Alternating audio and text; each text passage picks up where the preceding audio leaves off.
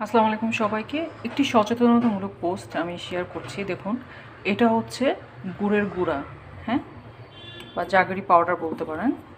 তো এইটা এই কারণে বলা হচ্ছে যে আপনারা যত সম্ভব চিনির খাওয়ার পরিমাণটা একটু কমান।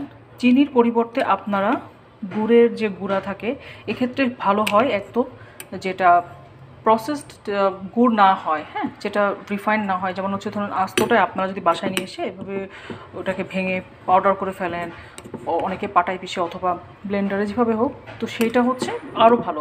দেখুন, চিনির মধ্যে যেটা ফ্রুক্টোজ থাকে, অনেক কিছু থাকে, ফ্রুক্টোজের পরিমাণটা বেশি থাকে, যেটা আসলে ভালো না শরীরের জন্য। আর এর মধ্যেও আছে, কিন্তু এর মধ্যে অন্যান্য মিনারেলগুলোও আছে, ফ্রুক্টোজের পরিমাণ চিনির থেকে কম আছে। তো আমি বলবো না এটাও খাওয়া খুব ভালো, কিন্তু চিনির থেকে অ্যাটলিস্ট কেউ যদি চিনির প্রতি আপনার ক্রেভিংটা খুব বেশি থাকে, না কন্ট্রোল করতে পারছেন, অ্যাটলিস্ট গুড়ের পাউডারটা খান, এটা অন্তত ভালো।